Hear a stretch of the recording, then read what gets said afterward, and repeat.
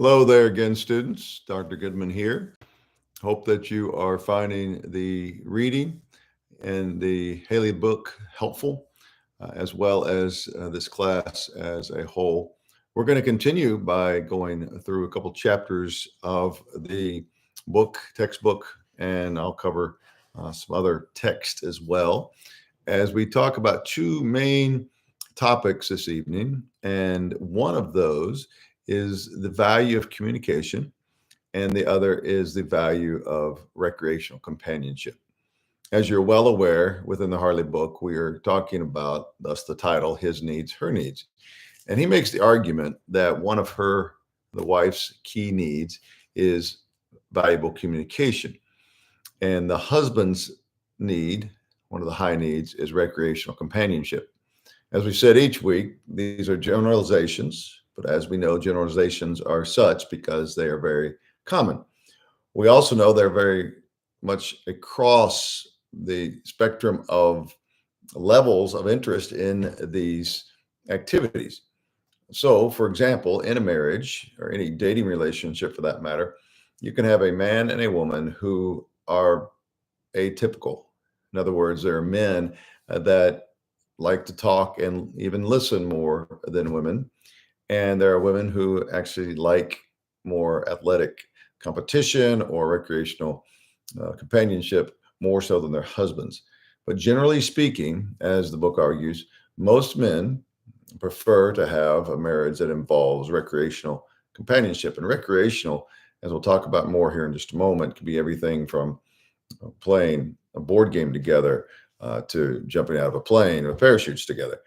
And conversation can be something as lighthearted as sitting over a table together, eating a cheeseburger and talking about the weather, all the way to let's talk about our future as grandparents, whatever the conversations may be.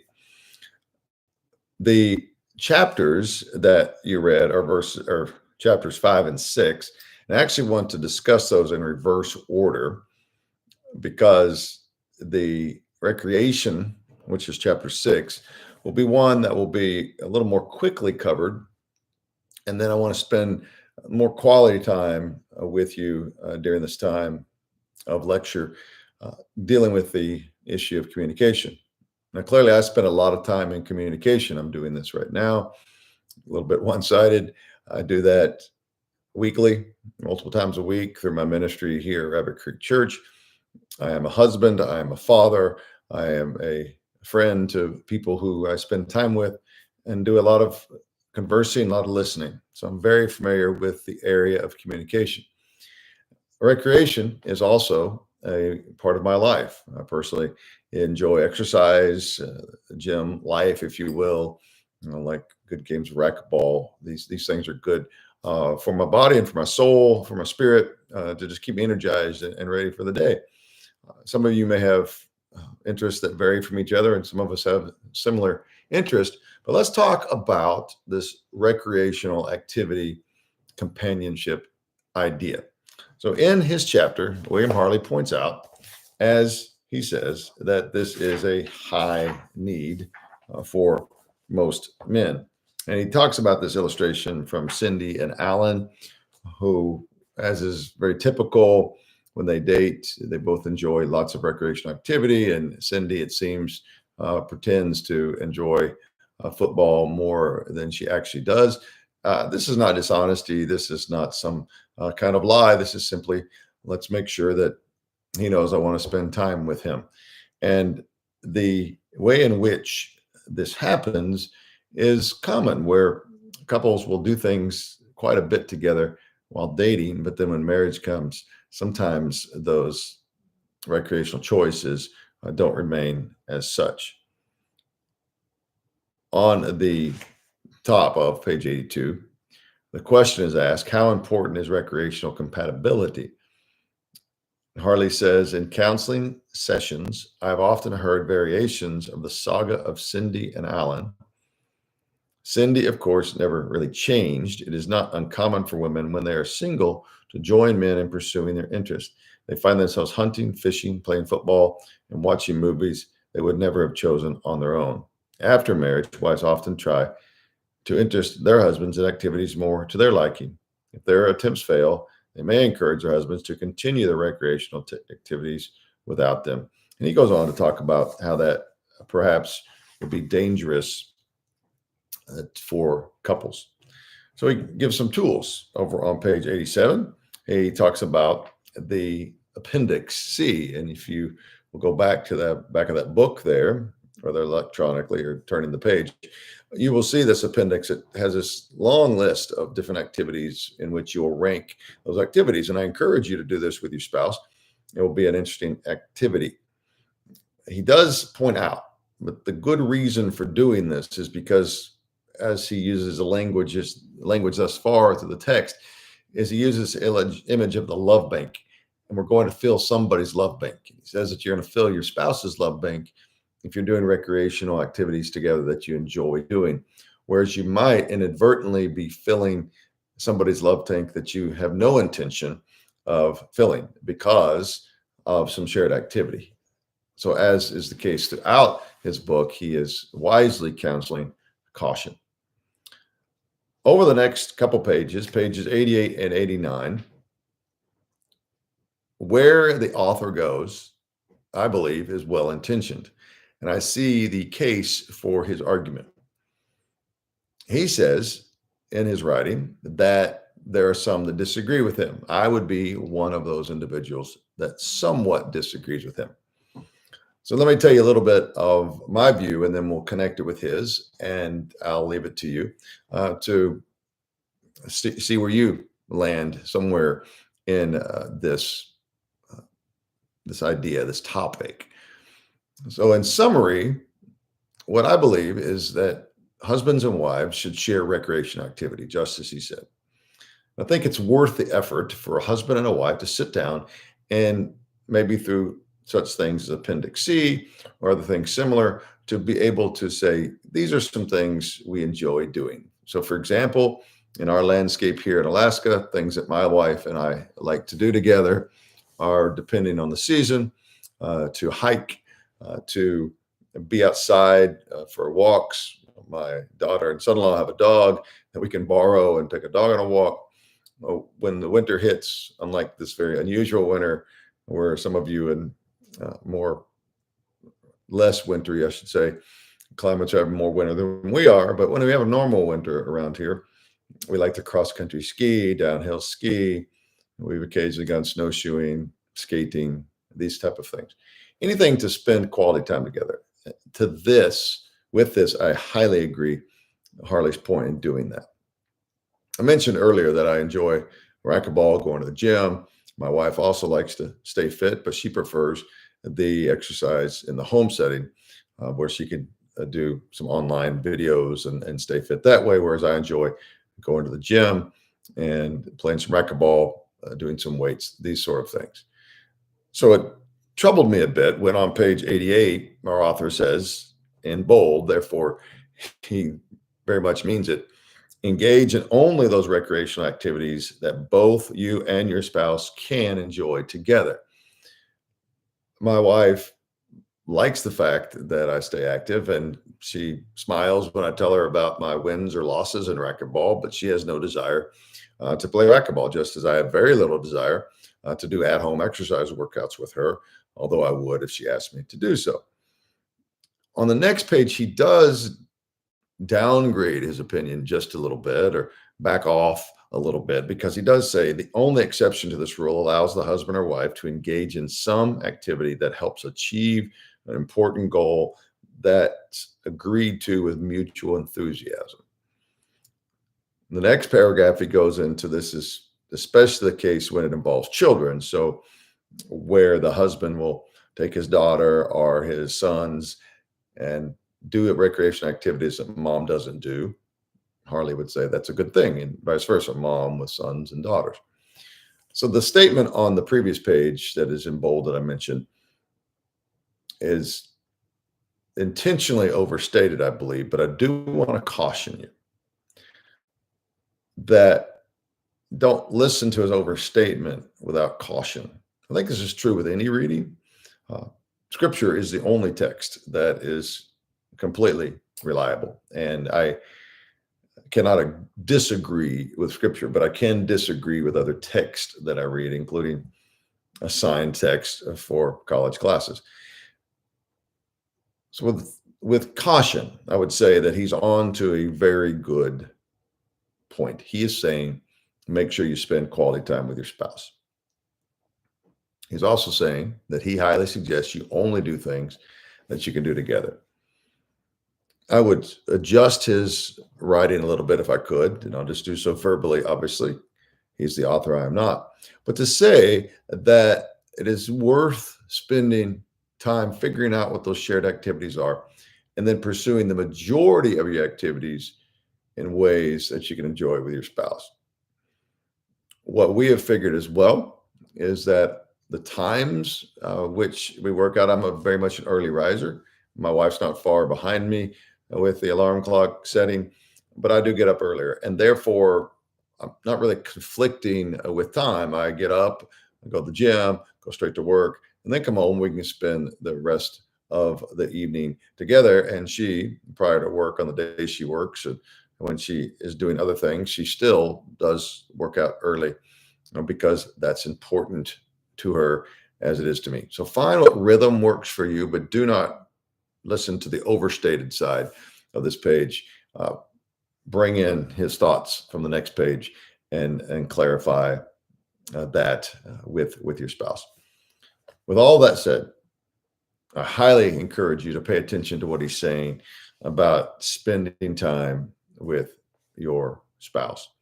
If there is nothing in common, in other words, you pretended to have many things in common while you're dating, or even while you're engaged, or even in the early years of your marriage, and you've been married a while, or I know a couple of you are going to be married soon, be honest about those things that you enjoy doing and don't enjoy much, and talk about those things. Be honest with one another as we get into communication. That is so important.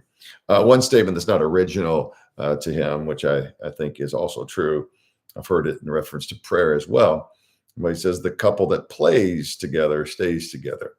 The other statement, as it's mentioned, is often the couple that prays together stays together. Play is a very important part of marriage. So for you, who, whether man or woman, husband or wife, who highly values recreational activity, make sure that your spouse knows that. And for those of you who desire somewhat less, recognize the importance of it. Pick up the board game, put on the skis, put on the hiking boots, grab your parachute, whatever it may be, get out and do this. One of the things I would say, this is a financial discussion as well. Not every activity is expensive. Some are rather cheap once you buy the nice shoes or the set of cross-country skis, or you buy the board game. These things might have some costs at the front end, but long term, they're not going to have a lot of costs. Other adventures, let's say you enjoy hunting, you enjoy fishing together, you enjoy exotic adventures, those are going to cost you some more money. What I'd like to challenge you to do is realize it's worth the money. Now, be reasonable, but as my pastor used to tell us, and I pass it on to all the couples I talk to, is to buy memories. To buy memories, invest in memories, in other words, because as you continue in marriage, you're not going to look back and say, well, I'm really glad I saved that little bit or large amount of money. You're going to look back and say, I'm really glad we did this experience together. I'm really glad we took that trip together. I'm really glad we invested in that opportunity together. In addition to those things, save, be generous, provide for your children, provide generously for those around you, give to your faith community. These things are all important. As a part of that, make sure that you buy memories, that you invest in doing fun things with each other. And if you're parents, do this with your kids as well, because you only have them so long. Because as I mentioned in previous sessions, my wife and I are now in newly empty nest stage, and are so thankful for all the memories we created with our daughter and our sons that we'll continue to create, but they'll be less often with all of them now being young adults. The next topic, I'll say for us, but the previous chapter's topic is the topic of communication. And in line with the title of the book, again, he is saying that this is one of the high level needs of most wives. Again, this does not mean husbands don't like to talk. That is a stereotype. But primarily speaking, most wives enjoy conversation on a level more so than husbands do, or at least it carries a different message. For men, communication may simply say, I'm glad that we can enjoy time together. Where a woman, according to Hartley, and I believe it's correct here, for most wives, it fills up her love bank. It tells her that she's loved. Not only does it tell her that the person is interested in what she has to say, but that she matters, that she is valued. I think of the time when our children were little, and you can think of the times, I'm quite sure if you've been around children, your own or others, look at me, look at me. Hey, daddy, look at me. Mommy, look at me. Look what I'm doing. There's this call for attention. And these words, listen to me, listen to me. And kids know whether you're listening or not. And so does your spouse. So we're going to talk about that a little bit, just as he does in most of his chapters. Hartley's talking about an example. He's talking about Jill and Harry and these conversations that were so frequent and lengthy and wonderful within the early days of dating and marriage, but then they begin to decrease in number and in length, and Jill finds that love bank filled by someone else and leads to the affair. So he asks the question on page 64, why won't my husband talk to me? My wife and I were just talking today about friends of ours, and this is the question, almost verbatim, that this woman's asking my wife about her own husband. I know this couple well, and the husband just generally is a quiet person. And one of the reasons he doesn't talk is he's generally a quiet person. And he's going to need to be stretched out of his boundaries. In fact, when I was going over this chapter in preparation for our time together, I thought immediately of this couple. As Hartley points out in the middle of that page, he says, why then do men find it so easy to talk to women when they date them? In other words, it seems to be a switch. It works really well and sometimes decreases in its working value. He gives some answers to his own question. He says, for one obvious reason, that'd be to make a good impression. He acknowledges women do the same. But men who are pursuing a woman who believe that this is a woman they want to date and eventually marry, they become better listeners because their interest is focused upon this woman. It's not an excuse for it to decrease later, but it's a natural tendency. As in, anything I find valuable, I'm going to tune into. We thankfully live in a day different. When I was a child, I remember you had to endure all of the commercials, 30 seconds, the 60 seconds, the 2 minutes at times, where you just had to wait for the show to come back on. Now you can just push right through those commercials, watch it on delay, whatever it may be. You don't have to suffer through the commercials, but those commercials are always volumed up a notch. And so you'd hear them more loudly and you want to ignore them. While you could still hear them, you intentionally ignore them unless they're very crafty commercials.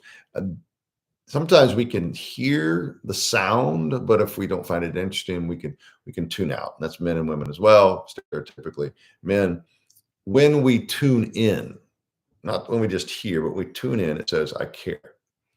I don't hear you as an infomercial. I don't hear you as this information being shared. I hear you as someone I'm interested in. He says that this also will discover her interest. Men listen to discover the interest. Then he says a very interesting thing. And wives, I encourage you, and women in general, I encourage you to not take this personally. He's making an observation from his counseling sessions. And he says, and I quote, bottom of page 64 over to page 65, this indicates that conversation that satisfies a woman's need must focus on the events of, here in bold, her day, people she may have encountered, and most of all, how she feels about them. She wants verbal attention. but she willingly gives the same attention to her husband, enjoys some conversation in which the man talks only about himself and what he has done. So he gives some credit there at the end, but I want to go back to the early parts of that statement where he says something that at first hearing may sound like a negative term towards the wives in relationships, but that is not what he's trying to do. What he's trying to do is articulate the value of being heard. And women aren't being selfish when they say, let me tell you about my day, or let me tell you about things that I care about. We have a natural desire, all of us, to have people relate to us, have stories that connect with our interests, our desires. And wives here saying, Can we please talk about my day? Can we please talk about something that has to do with me?" Because again, that's not selfish. It's just saying, I care. I care. Parents, you understand this. Kids like the same thing. None of us really outgrow that, and none of us should outgrow that. But particularly if for women, as Harley states, communication really fills that love bank. It's worth the investment to hear about her day, to hear about her interests, to hear about her interactions. As he's met with couples and studied dynamics of couples, our author has said that he suggests 15 hours a week. And as I was thinking about that number, I was going through my head and thinking, how much time do I spend with my wife in intentional time? And I think of just the week ahead, and I pastor, as you're aware. So we do church together, and for the portion of the service that is worship through song, we stand next to each other in one of our services, and we sing. And so I'm next to my wife and enjoying the worship of Almighty God together. When I'm preaching, I see her near the front, and I can value the fact she's in the room with me. And so we share that time together. And then Sunday, depending on our meetings and other ministry opportunities and just other activities, we spend some time together. And so we have a few hours there on Sundays that I can count. And then Monday, I'll pick her up from work as I take my lunch, and we'll go and share a meal together. It's been a long-standing tradition. So we have time on Sunday, and we have time on Monday, about an hour on Monday. Tuesdays, we have a life group together with our church group. And so it's not just two of us, but it's a group of us, living room full of folks. Wednesdays, I'm actually teaching another whaling course, and that's most of the night, and et cetera. So I'm going through my days and thinking about how much time do I spend with my wife, and I'm not sure I make the 15 hours potentially, but I don't want you to be legalistic about the number, but I think the number is worth your attention, because some couples struggle for 15 minutes. Now, that may be an exaggeration, but not so much. There are people that just don't make it a priority to spend time together. And in order to have good communication, one of the necessities is enough time to have that communication. Thankfully, we live in a day where we can text, or we can Zoom pretty much anywhere in the world with the right. These things are good, but there needs, when possible and as much as possible, a face-to-face sit-down time together where we're just sharing life, talking together, and connected with the chapter on recreational companionship, communicating during recreation. But the communication is so important. I mentioned money earlier, so does he, particularly on page 67. He's talking about the whole struggle of, when they had less money, do I spend money? Do I date my wife? How do I do this balance? And he says, in subsequent years, during my counseling experiences, I would learn this truth: money or career should serve a marriage. A marriage should never serve money or a career. My my wife and I recently had the opportunity to spend a night with over dinner with another couple, and it was a wonderful time to be able to share with them some of these very same ideas. Because what we're teaching, what we're going over, what you're learning, what I'm teaching here is not just an academic idea. This is very crucial to everybody, specifically for Christians who want to honor God with their marriages. And so some of the topics that I'm teaching on are topics I talk about on a weekly basis with some of my congregation and people beyond my congregation. I just had a dinner meeting yesterday evening.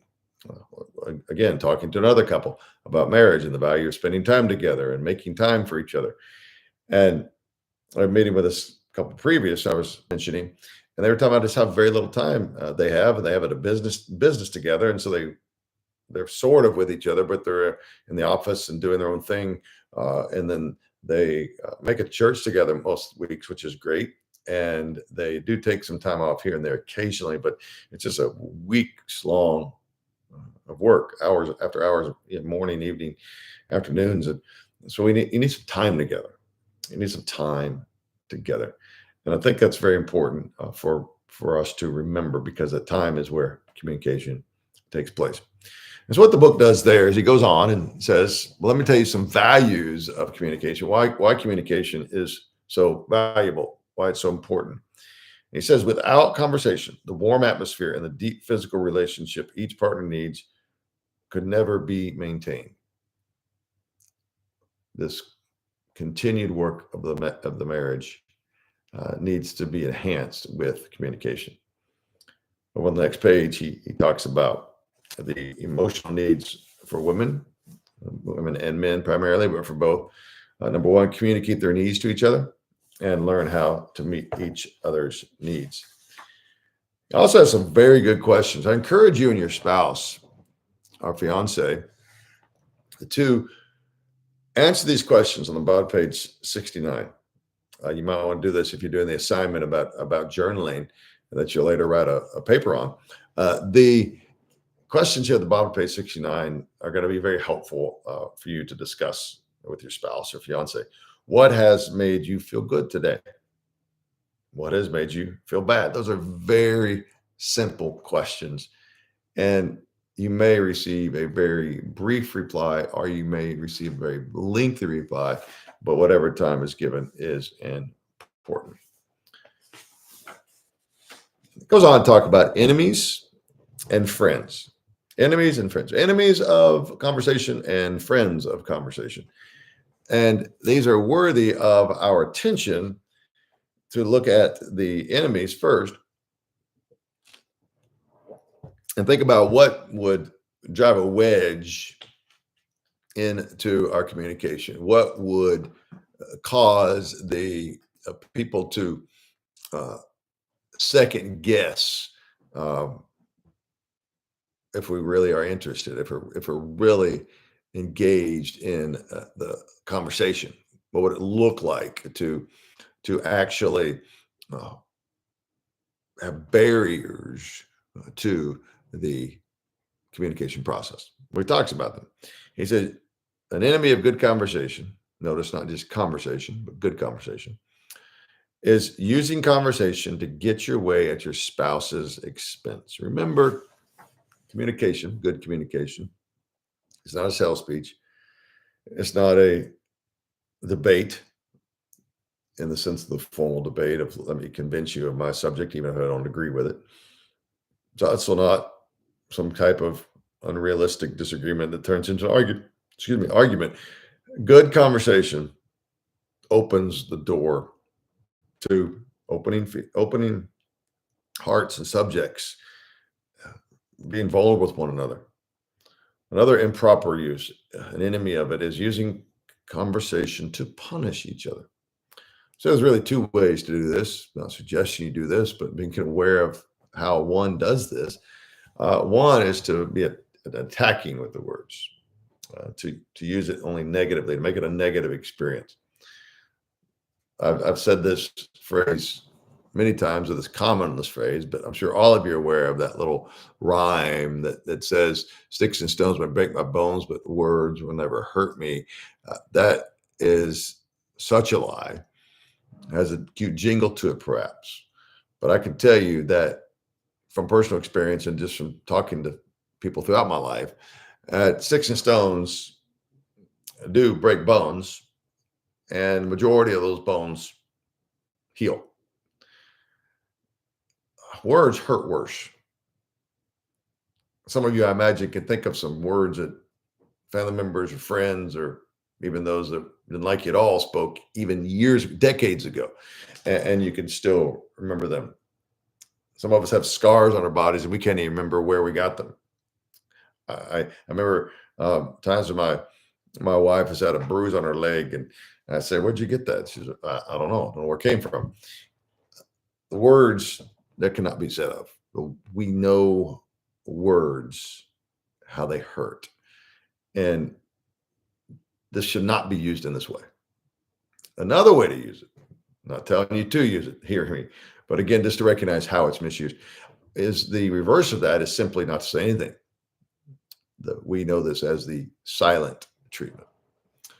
So it's a very immature treatment, by the way, but it uses conversation as a punishment in the sense of I'll speak to you if I feel like it, or I'll speak to you if you agree with me, or I'll speak to you when it's convenient, rather than I will have a conversation with you because I love you, because I genuinely are interested in what you have to say. The other enemy is the forced agreement of your way of thinking. This is the person that might be talking continually in order to just get their point across. What is it that would cause them to say, you know what, I want to have this conversation, but I want to do it in a way where I come out on top, where I come out in the correct. He says, never force your spouse to agree with you. I was in a conversation recently, a few of us in a conversation, and there was a exchange of ideas, and you could tell one person was hesitant to express their ideas, and so someone gave another suggestion, and the reply was sure. Now, some people use the word sure in a very benign way, but we understand sometimes sure means I'd rather say something else, or I'm editing myself so I don't say what I really believe. And you can tell in the tone of voice, it was, I'm just going to shut this conversation down, but make sure that I'm expressing my frustration with the decision being made or the comment being made. And there shouldn't be just a shut off of conversation. One of the things is to really listen with intent and be able to recognize when your spouse or when you might be agreeing, intending to be loving, even when we don't agree. What takes skill is to learn how to disagree lovingly and honestly. We all are aware, the Ten Commandments, one says, we've shortened it to, you should not lie. The original, if you translate it more literally, is give false testimony, was a legal term. But certainly we are just in saying that can equate to do not lie. And somewhat tongue-in-cheek, I tell folks here that most of us lie several times a week when we click the box that I've read all of the long paragraphs after agreeing to some statement or purchase item. You say, yes, I've read all of these things. We click on the button, and so I'll let you decide the morals of that. But that kind of thing happens as well when we're trying not to hurt somebody's feelings, where we may not outright lie, but not share our full opinion. I think some of that, it comes out of a good heart, but particularly for Christians, it's important for us to maintain our integrity and our honesty, and especially true in our marriages. People want to know, our spouses want to know that they can trust us. So I encourage you to look at ways to healthily, in a healthy manner, disagree, but do so lovingly. The fourth one I really can't emphasize the importance of this enough, that there is this essential, utterly essential understanding that the enemy of good communication, number four, is dwelling on mistakes, past or present. The Holy Spirit, through Paul, said this in the most amazing way, in the most clear way, and I have drilled it into my soul. It's 1 Corinthians 13. There's the passage of love. I believe I mentioned it in previous sessions before. But this wonderful passage, if you're not familiar with it, please get familiar with it. To be clear, in the context, he's writing to the church in Corinth, Paul is. And so it's more broadly stated. When he's talking about love in 1 Corinthians 13, he's talking about the church at large, how men are to treat men, women are to treat women, adults are to treat children, children are to treat adults, etc. But we can be safe in saying, since that is true, that this is also true within marriage. So while 1 Corinthians 13 is not a text originally written to address marriage, it is one that can be properly applied to the love that is to be within marriage. The portion upon which I want us to focus right now, Paul's writing, and it's in the context of explaining to the church that they're not really doing a good job loving one another. They are arguing with one another, and they're arguing about all things.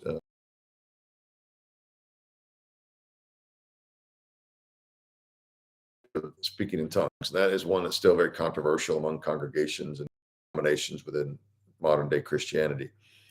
The whole debate on how much of that is just foreign languages, how much of that is heavenly languages that only the person who prays experiences. And because it's such a debatable topic, today we understand clearly how it was also in the original day. And Christians in Corinth were beginning to argue about this and didn't know how to come to agreement on this. And Paul, in summary, basically says, quit arguing about it. You're not going to agree with this. Have love for your brother and sister in a way that you're concerned more about them than you are what gifts you do and do not have. And in that context, he writes these famous words, thus obviously translated into English. Love is patient. Love is kind. It does not envy. It does not boast. It is not proud. It is not rude. It is not self-seeking. It keeps no record of wrongs. It does not delight in evil, but rejoices with the truth. It always trusts, always hopes, and always perseveres.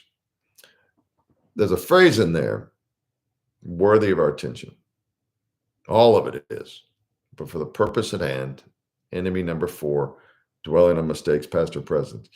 In 1 Corinthians 13, Paul tells us that agape love, that's the Greek word there, this unconditional love, keeps no record of wrongs.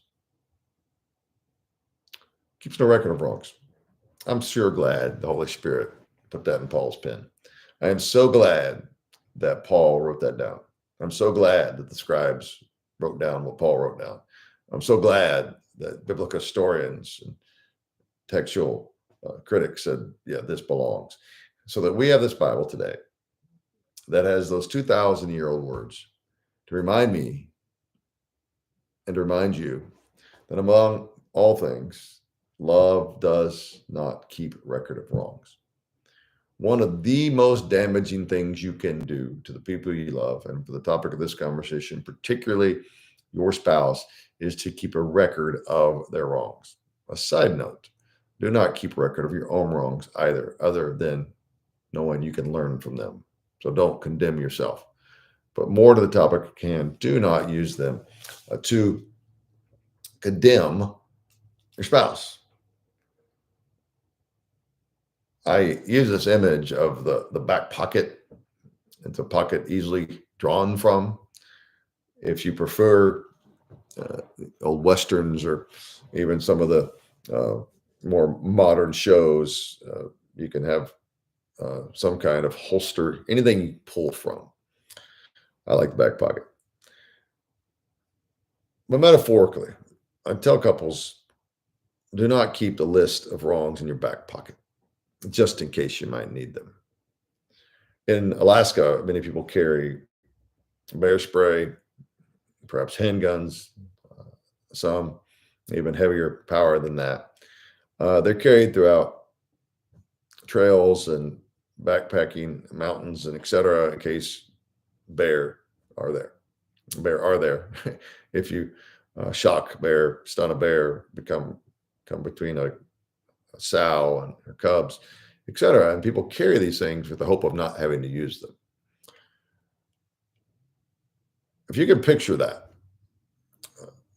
sometimes people carry the record of wrongs on them, sometimes even hoping to use them. Let's play out this scenario.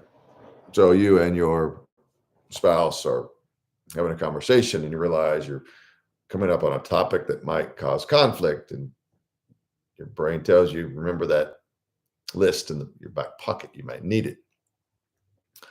And so your spouse says to you that they really wish that you would please, for the umpteenth time, shut the garage door when you leave the house, because you just keep forgetting the garage door. No, we're going to give them credit and then say that they said that in love.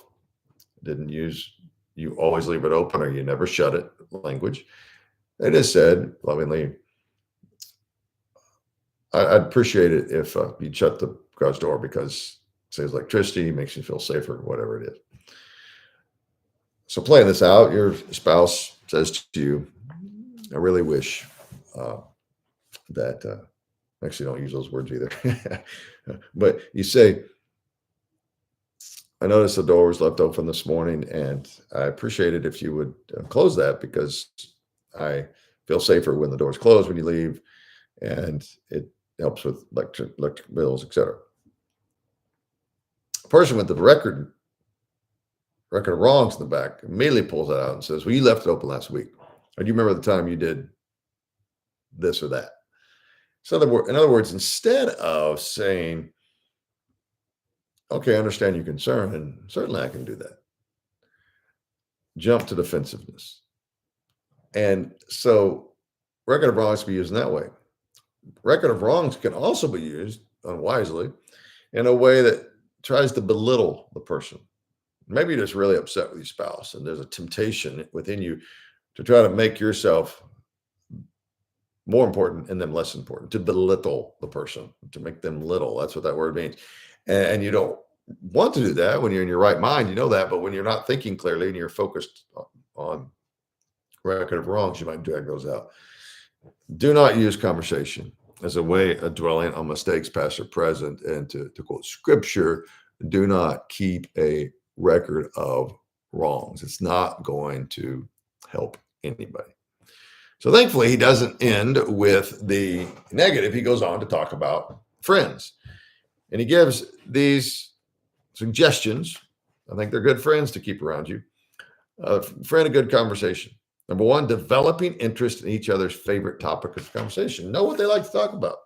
You'll recall perhaps that he says, we're not doing such a great job if we have to say, well, what do you want to talk about? You learn that. You learn that. One thing that is helpful, and I'll talk more about this in a little bit, is having tools to help us carry on with conversation, particularly the longer you've known each other and you feel like you've talked about just about every subject. I'll give you some tools here in a little bit to help you with that. The second friend is balancing the conversation. This give and take. If one of you is the talker and one of you is a listener, in quotation marks, you both talk, both listen, but one normally is more than the other. Make sure you balance. If you're a listener more than a talker, force yourself to talk more. If you're a talker more than listener, force yourself to listen more. It's hard to do both at the same time. Using conversation to inform, investigate, and understand your spouse is friend number 3. I think page 76 and 77 are worth your time. Sit down with your spouse and go over page 76 and 77, talking about this idea of informing and investigating, understanding. The final sentence of that understanding paragraph, I think, is very helpful. says one of the most important ways for you to care for your spouse is to change your behavior to promote pleasure and avoid pain for your spouse. And the only way to change in an educated manner is to have the understanding that comes through communication. The fourth friend that is very helpful is giving each other undivided attention. Undivided attention. So behind me on this file cabinet back here, you can see the charging cable plugged into my phone. Obviously, I'm staring at my computer. If I were distracted from what I'm doing here, there could be indicators all over my screen saying I've got a text or I've got an email or I've got a reminder. Those things can distract me.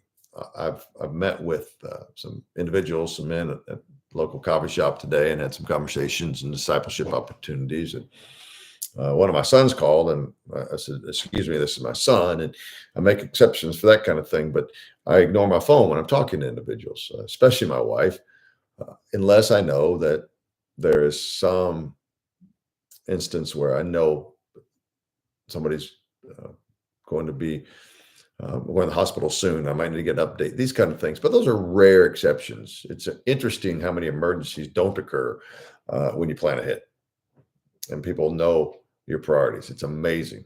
If you're always available, guess what? You're always available.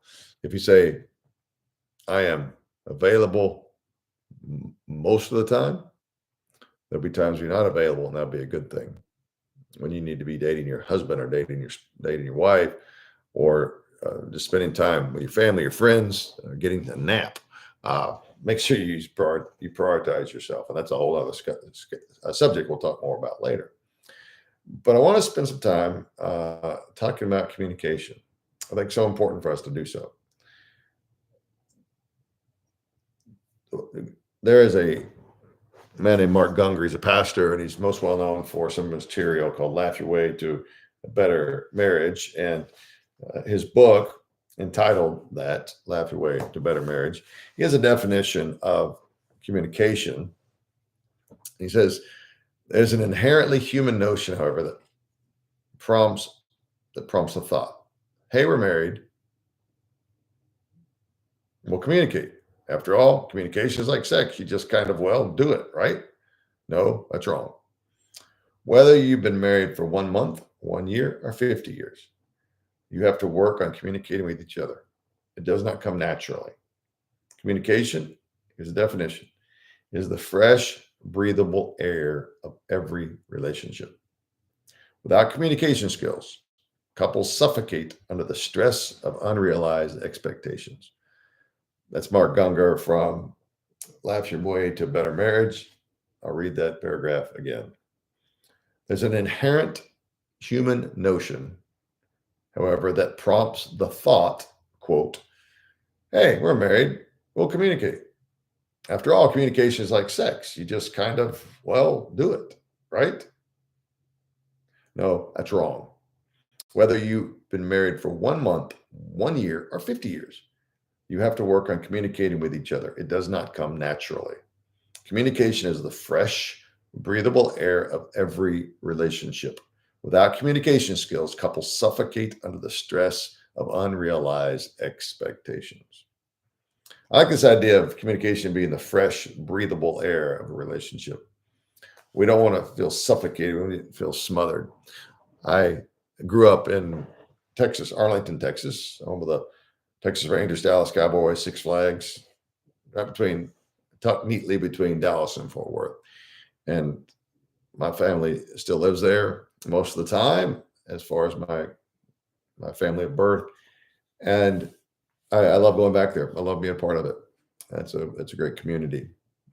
I've been in Alaska for over 20 years. This is really my home now. I love it. Several years ago, when we first moved up here, this would have been in the late 90s.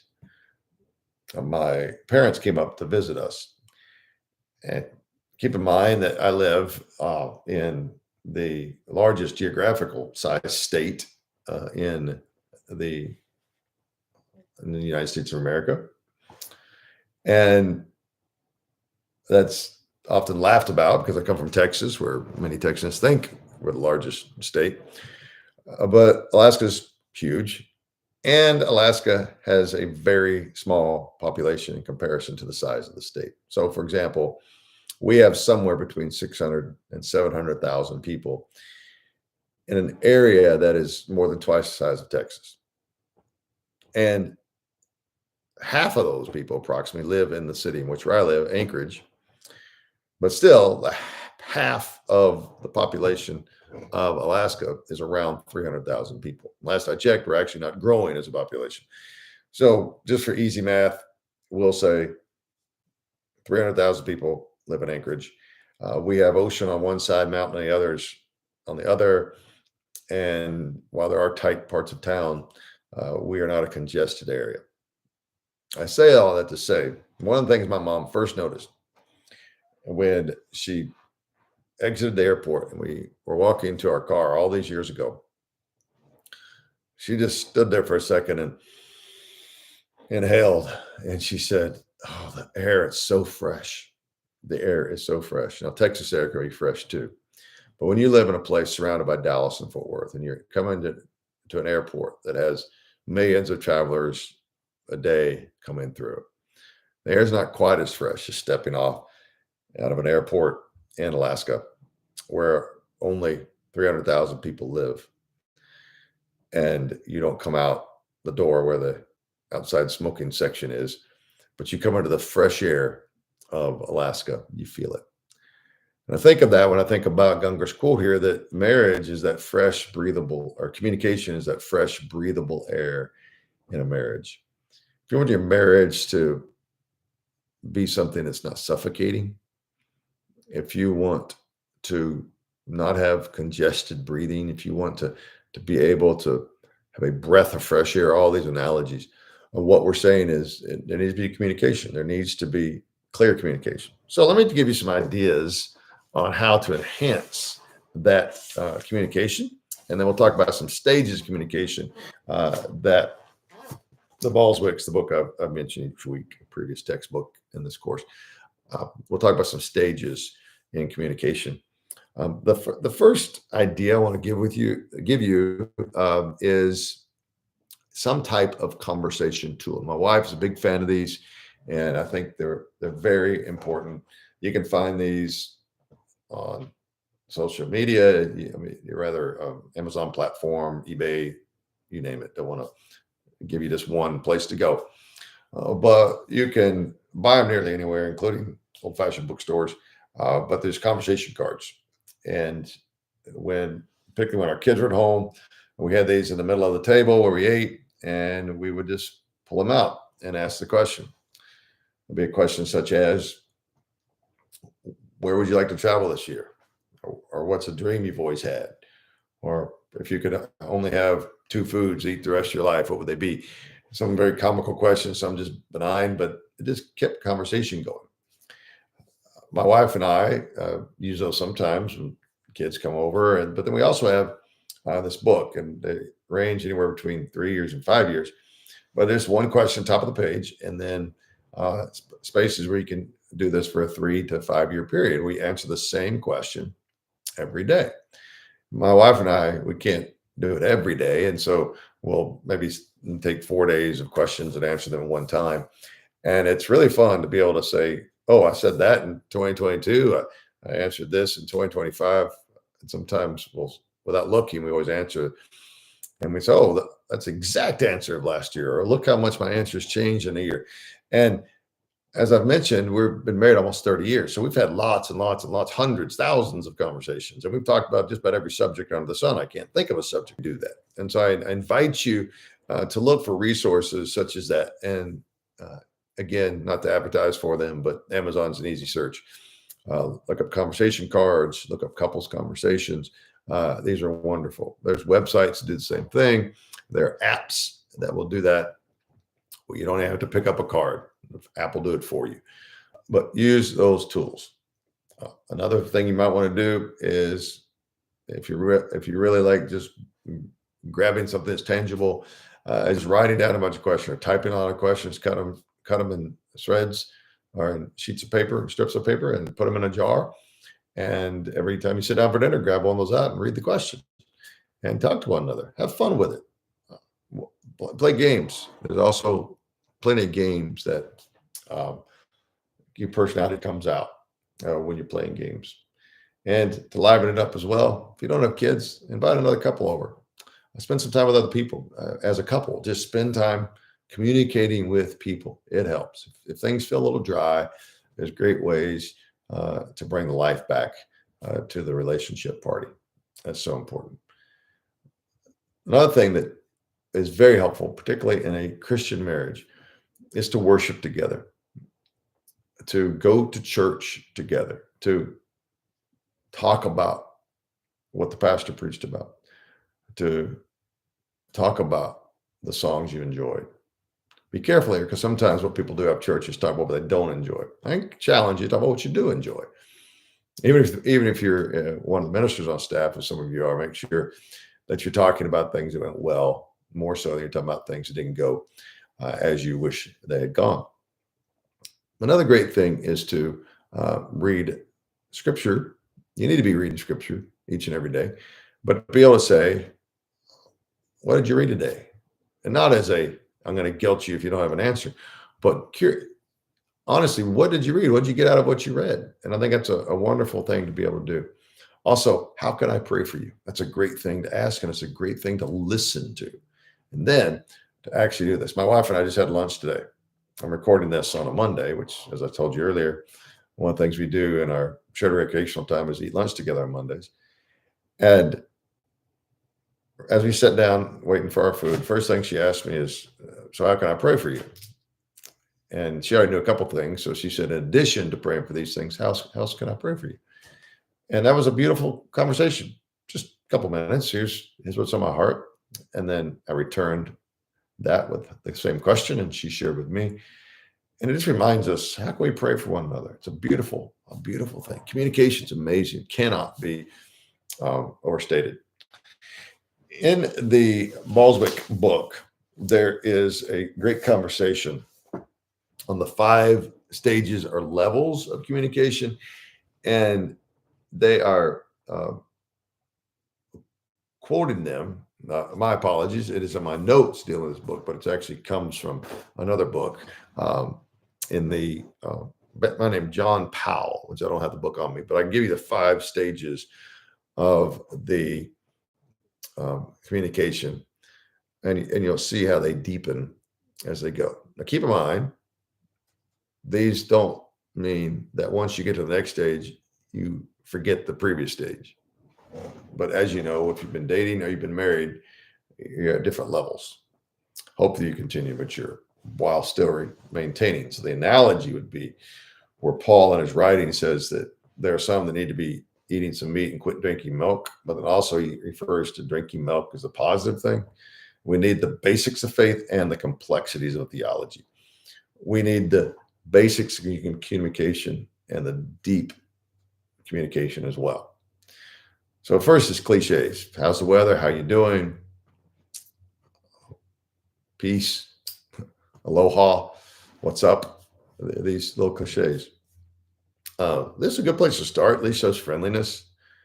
We all have people that surprise us where we hold a door open or we say hi and no one says anything.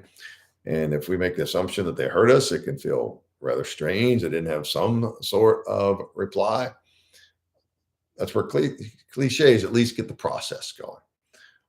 Kind of a side note, if someone ever asks you how you're doing and you respond with the wrong answer, just be aware that some people aren't asking actually how you're doing. So when you ask it, make sure you actually mean it. You might actually get an answer. But cliches are important intro to conversation. And sometimes this can be used even if you're in a difficult spot and your marriage, perhaps maybe you had a bad night, you get up the next morning, you're not in a great mood. At least you say good morning before you head out the door. That can be cliche-ish, but it says, I've not forgotten about you and I still love you. Second is this reporting the facts. This is where you say, well, this is what I did today, and this is what I hope to do tomorrow. This is reporting the facts. Third, sharing opinions. So not only here is what's happening, and here's what I plan to do, but here's what I think about it. So cliche might be in a relationship pattern, you want to go get something to eat? Reported fact should be, well, I don't care. Where do you want to go? Share an opinion is, well, I'd really prefer Asian food. I really prefer barbecue. I really prefer fill in the blank. Then we have this sharing emotions. This is now we're eating the Asian food or the barbecue sandwich, and we're saying, yeah, I'm really happy about where we are as a couple, or I'm a little concerned right now because it seems to me that we're not communicating like we used to, or I'm really sad right now because my my parents are ill or life is stressful. So you're opening up. This is that sharing of emotions. And then transparency is the deepest level of communication where we say things such as, I'm sorry, or things such as, I'm afraid, or things such as, I really think because I value our relationship so much that we need to seek some counseling. You see how important all these are. Now, if you on a first date and you dive into transparency, you're probably going to freak that person out. But as you begin to develop a relationship with somebody, you'll move to that if you're practicing healthy communication, if you're valuing the things that connect with their heart. So those things are going to be very helpful for you to understand. So those 5 stages, let me list those again. And I would encourage you again to take these questions or these concepts and talk about them with your spouse. Have a little fun with it. Think about how your conversations grew, how you met and started with how are you, and now you may be confessing the deep parts of your soul together, and you enjoy the fact that you've been able to get there, or maybe you're stuck somewhere.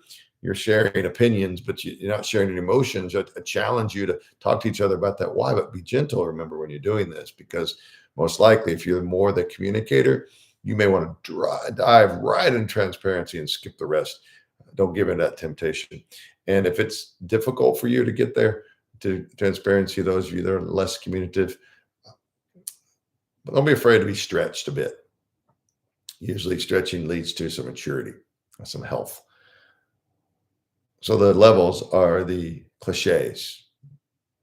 How are you doing? Have a good day. There's reporting the facts. There is sharing opinions, sharing emotions, and transparency. Where do you like to hang out most? To what level has your relationship reached? And don't forget to make sure all of them are part of your relationship on a regular basis. Next week, I want to talk about some things that are coming up for the course. Next week will be the midterm. So how this is going to work is I will be sending you via Blackboard a review sheet, which will help you in preparation for the exam. That will be based upon reading and some of our lecture time. And then there'll also be another lecture. So for week 4, this is week 3 lecture. For week 4, there'll be a lecture, same format. And then there will be a midterm exam that you'll take. That will be a timed exam. You'll click on the link on the Blackboard folder. And once you start, the timer starts and you'll have that time. So make sure you keep an eye on the clock. I'll give you plenty of time to finish the assignment and make sure that you read all the instructions as far as time of submittal and the last date on which you can take it, these sort of things. And we'll keep progressing through. For those of you that are concerned about your progress, just make sure you're keeping a tab on those assignments, doing those journals. Apologize for any misunderstanding there. On the journal assignment, it's a turning in of your journal results versus having to turn in each and every journal, but you do need to be turning in those chapter summaries. And hopefully you saw the email already, as well as the folder already for the chapter summaries. I encourage you to keep on not only doing the work for this class, but doing the work to prepare for marriage or to strengthen your marriage.